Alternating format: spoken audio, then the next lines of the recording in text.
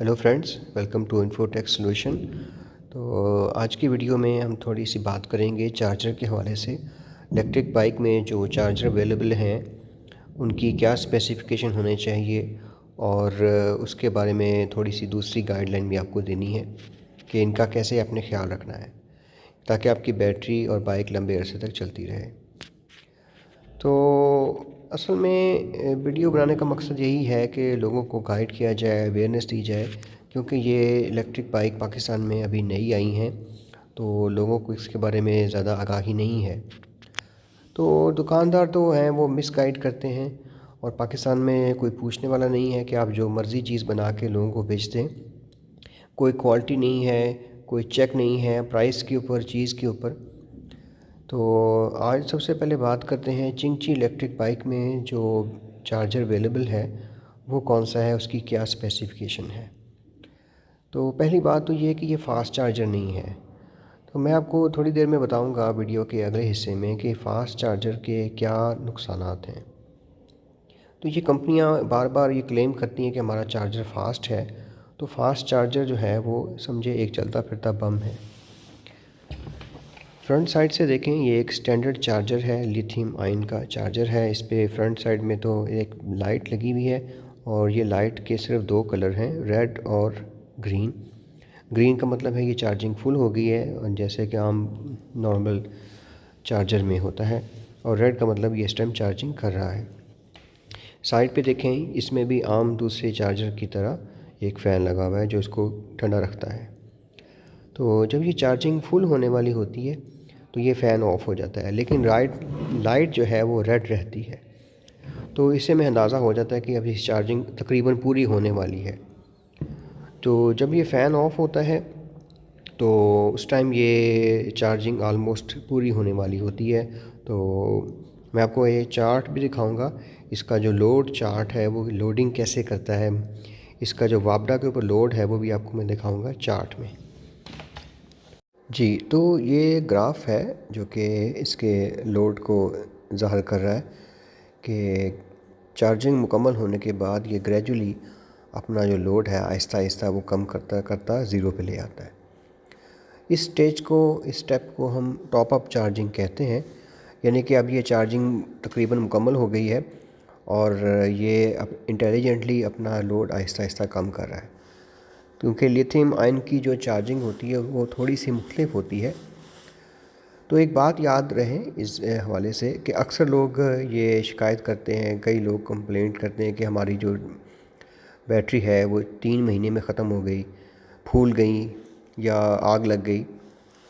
तो इस हवाले से ये बात याद रखने की ज़रूरी है कि एक तो बैटरी को आपने ओवर डिस्चार्ज नहीं करना, यानी कि अब जब बैटरी थोड़ी रह जाए तो आपने इसको इस्तेमाल ना करें।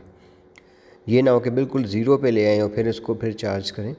दूसरा, आपने इसको ओवर चार्ज नहीं करना।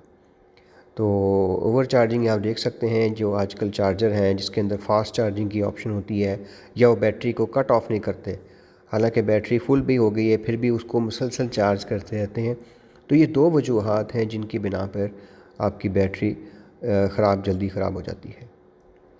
तो ये बड़ा इंटेलिजेंट चार्जर है इसका, और आप क्लियरली ग्राफ में देख सकते हैं कि ये 500 वाट, यानी कि इसमें घर का लोड भी था और साथ साथ ये लोड के साथ साथ ये इसको नीचे लेता आ गया, और इसने जब चार्जिंग मुकम्मल हो गई है तो उसने इसको कट ऑफ कर दिया है। तो अब इसके स्पेसिफिकेशन को देखते हैं। तो आउटपुट में हमें जो नज़र आ रहा है वो 84 वोल्ट और 6 एम्पेयर का है। तो अगर इसको मल्टीप्लाई करते हैं तो तकरीबन ये 500 वाट के बराबर है। अगर मेरी बाइक जो है इसमें 1600 वाट आवर की बैटरी है और 500 वाट का चार्जर है, तो अगर आप इसको मल्टीप्लाई करते हैं तो तकरीबन 3 घंटे में, यानी कि 500 वाट हैं और 1600 वाट को अपने पूरा करना है, तो 3 घंटे में ये तकरीबन बाइक को पूरी तरह चार्ज कर देता है 0 से 100 तक। देखें, यहाँ बात ये है कि अक्सर लोग पूछेंगे ये फास्ट चार्जर क्यों नहीं है, 10 एम्पेयर का क्यों नहीं है, 15 एम्पेयर का क्यों नहीं है, 20 एम्पेयर का क्यों नहीं है। तो सबसे बड़ा जो इशू आता है फास्ट चार्जर का, आपको पता है कि बैटरी के लिए सबसे जो डेंजरस जो चीज़ है वो फास्ट चार्जिंग है। अगर आप बैटरी को जल्दी चार्ज करेंगे तो एक तो उसके फटने का ख़दशा होता है, आग लगने का ख़दशा होता है, दूसरा उसकी लाइफ भी कम होती है। दूसरी सबसे बड़ी अहम वजह जो फास्ट चार्जर नहीं होना चाहिए बाइक के अंदर, ये 500 वाट काफ़ी है। 3 घंटे से कम आपको क्या करना है, यानी कि आप अपने हिसाब से इसको रेगुलेट करें, अपनी टाइमिंग, अपना जो शेड्यूल है वो उसके मुताबिक सेट रखें। फास्ट चार्जर का सबसे बड़ा नुकसान ये कि आपको उसकी तो वायरिंग जो है वो थोड़ी सी अच्छी लगानी पड़ती है। ज़ाहिर बात है, आपके घर में जो गैराज है अपने कमरे में तो लेके नहीं आएंगे ना चार्जिंग करने के लिए। तो जब आप इसको चार्ज करेंगे आप अपने गैराज में एक्स्ट्रा वायरिंग करनी पड़ेगी। तो 1000 वाट 1500 वाट के लिए आपको अच्छी केबल लगानी पड़ेगी अच्छे गेज की।